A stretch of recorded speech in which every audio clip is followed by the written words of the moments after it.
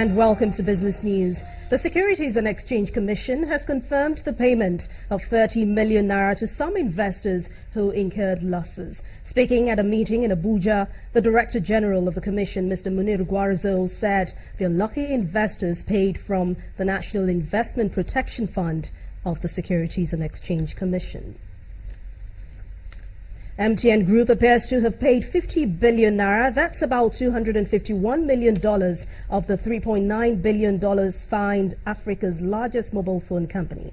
The fine had been issued by the Nigerian Communications Commission for missing a deadline to disconnect unregistered subscribers. The company in a statement explained that the payment was made on the basis that this will be applied towards a settlement where one is eventually hopefully arrived at. MTN also agreed to withdraw the matter from the High Court in Lagos to achieve an amicable settlement. Meanwhile, in a phone conversation this evening with a special assistant to the Minister of Communications, Mr. Victor Oluwadamilare, he says the ministry cannot ascertain the claimed payment from MTN Nigeria. The company's stock has declined 31% since the fine originally set at $5.2 billion was made public in October last year.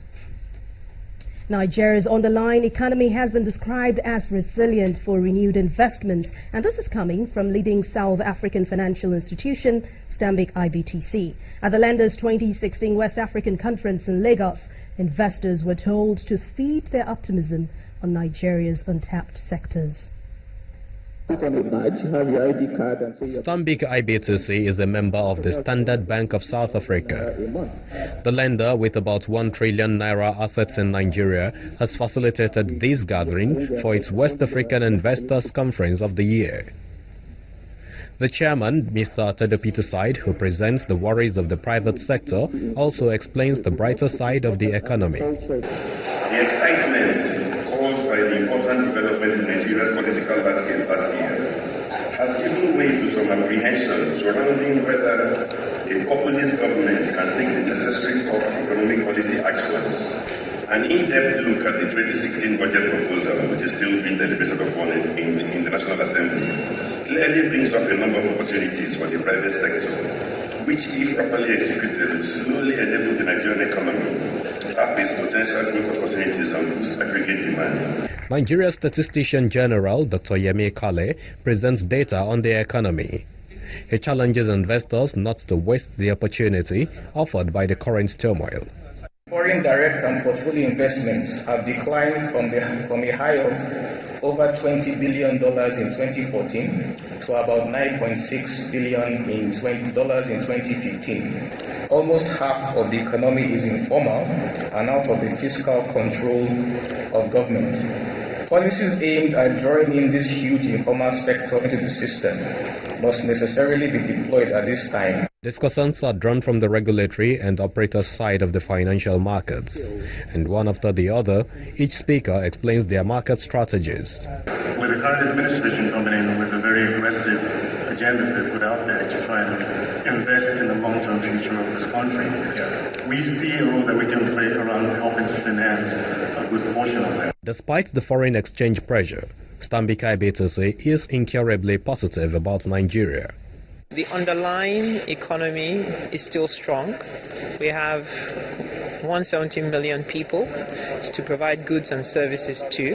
If the right focus is placed on those sectors, growth can be unlocked. Nigeria has more than 40 exportable commodities beside crude oil. These are some of the investment opportunities pushed by Stanbic IBTC.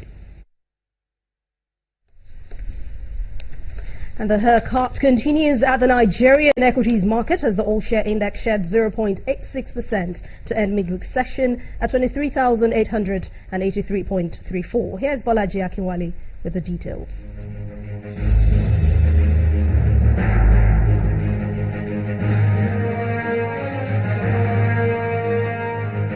Hello and welcome to the Stock Market Report. A turnover of 269.5 billion shares worth 1.2 billion naira in 3,002 Ds were traded today by investors on the Nigeria Stock Exchange. The all-share index tumbled by almost 1% to end midweek session at 23,883.34 with a lower market capitalization of 8.21 trillion naira. FCMB traded the largest shares for the session with 114.13 million units. Zenith Bank came next with 23.7 million, while Fidelity Bank pulled 20.4 million units. Guinness was the day's heaviest price loser with 5.85%. 7-Up and Unilever were also on that list, shedding 0.87% and 4.25%.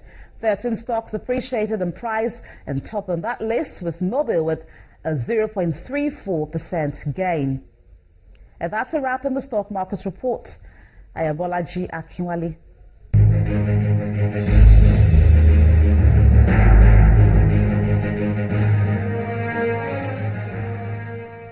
Oh, thanks a lot, Bolaji. Nigeria's largest debt, currencies and derivatives trading platform called FMDQ OTC Securities Exchange and the country's news leader, that's Channels Television, are set to launch a new trading information service, the first of its kind in Nigeria. On Thursday, February the 25th, FMDQ OTC and Channels Television will unveil an on-screen ticker tape showing closing prices and other trading information on all bonds and treasury bills listed on the FMDQ OTC Securities Exchange, and starting from 10 a.m. Millions of viewers of Channels Television in Nigeria and around the world will be availed of live bonds, bills and other derivatives data feeding from that platform on our Business Incorporated program. That's at 1:30 p.m. And for the daily FMDQ OTC Securities Exchange trading summary, catch all the data on Channels TV ticker tape and on our hourly bulletin, that's News Track. Well, it was mixed sentiments for major markets around the globe today. Let's check out the figures.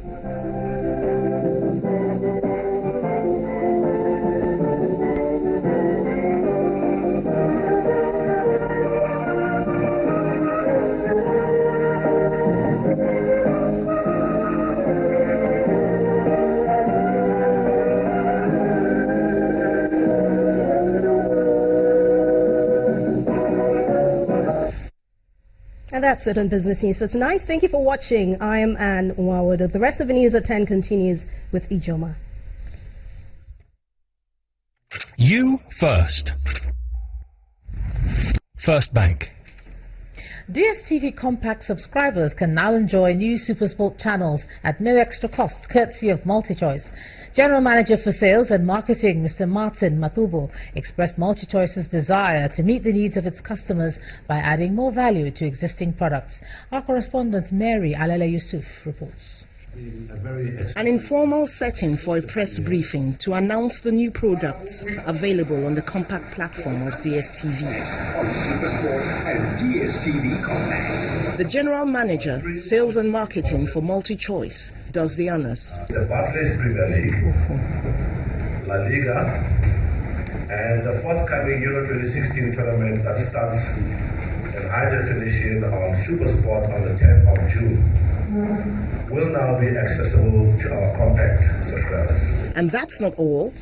There are some discounts in the bargain. Our Zappa decoder, which is our flagship, which is our HD decoder that normally goes for 18,500 with a dish and 1 month on compact, will now sell for 12,500, from 18,500 to 12,500.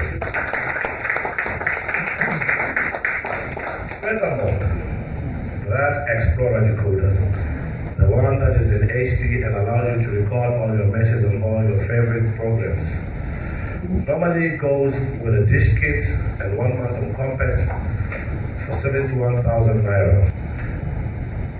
Potential subscribers of DSTV will be able to pick it up for 30,000 naira. The marketing manager of DSTV paints a picture of the future look of the compact bouquet. And SuperSport 12 will have everything La Liga. It will be the home of La Liga on compact. That means the magazine shows, the matches, everything will show on these channels. So when we now move on to Euro 2016, one of those channels, I believe, will now move on to start to show everything Euro 2016. So you will have all the content available. MultiChoice, which is excited that it can now deliver the best football action to its compact subscribers at no extra cost, is giving the hardware at the discounted price while stocks last.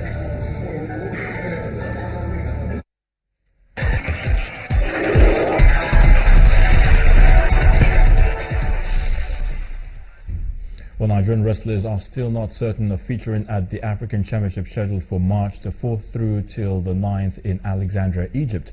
With barely 9 days to the Olympics qualifying tournament, Team Nigeria is yet to open an official camp for the event. Due to the lack of funds, Nigeria is likely to compete with 13 wrestlers instead of 20. FIFA's presidential election will go ahead as planned after candidate Prince Ali bin Al Hussein lost a bid to have it suspended. Prince Ali is unhappy with voting arrangements, but the Court of Arbitration for Sport (CAS) rejected his case. The Jordanian wanted transparent voting booths to ensure the election is fair and open.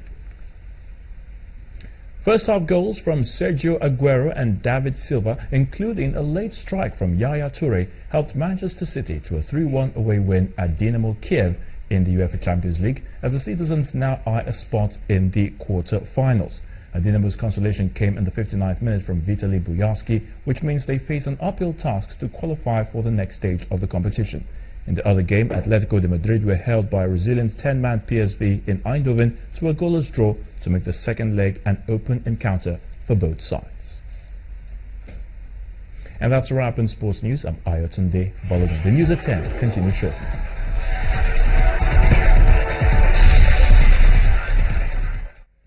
"23 people have been killed after a passenger plane crashed in the mountains in western Nepal.